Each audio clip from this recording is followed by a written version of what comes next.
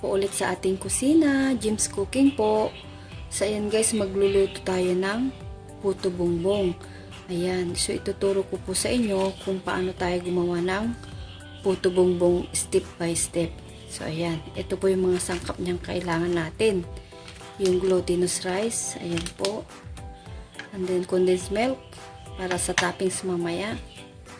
Yung cheese natin, pan-toppings po.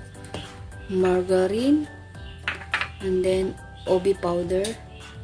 So ayan din, kailangan natin ng tubig.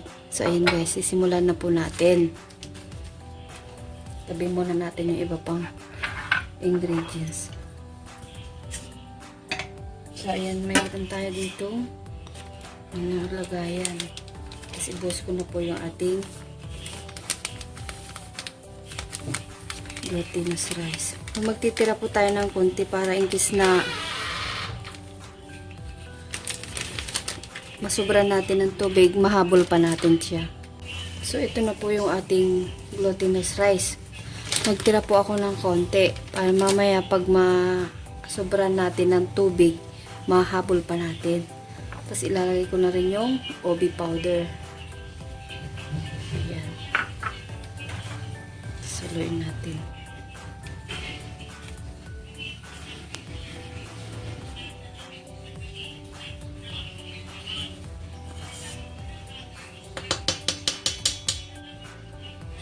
Lagyan na natin ng tubig. So ayan guys, nagugas po ako ng kamay ko. Tsakin natin malinis yung kamay bago tayo humawak sa pagkain.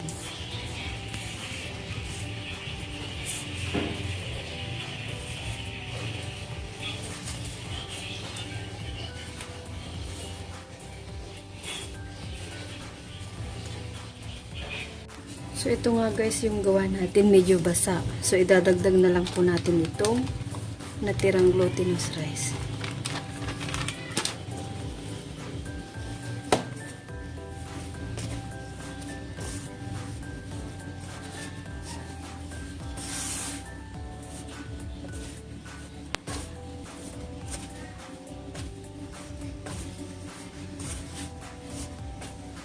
Dito naman sa lagayan, ito natin siya kakayurin. Ayan, kuha po tayo ng pira-piraso. Tapos kayurin natin siya.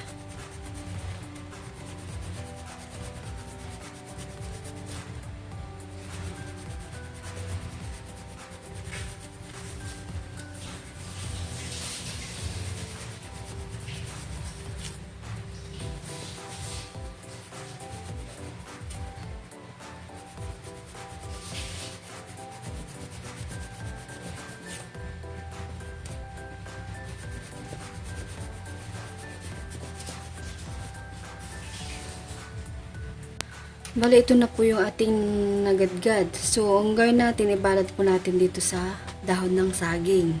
So, ayan, dahil wala po tayong yung kawayan para i-steam. Dito, pwede na rin po dito sa saging. So, ayan guys, sisimulan na rin natin.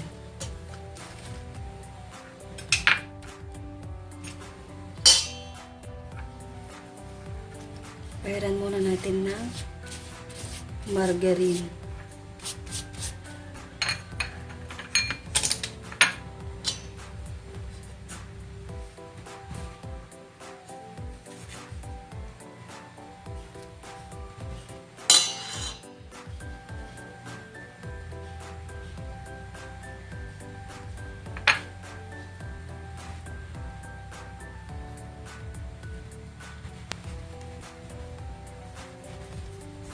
Huwag masyado nating siksikin para madaling maluto.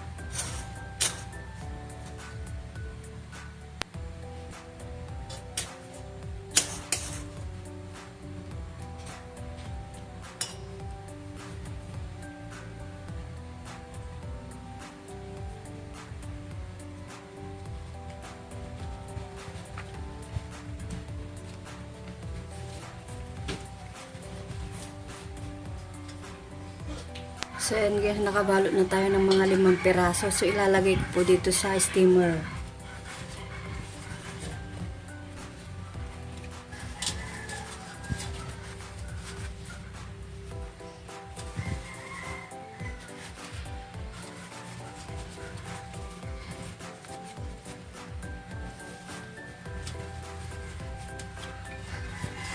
Ayan. Ready na sa steam. So, yan guys, steam natin siya ng 15 to 20 minutes. Ayan.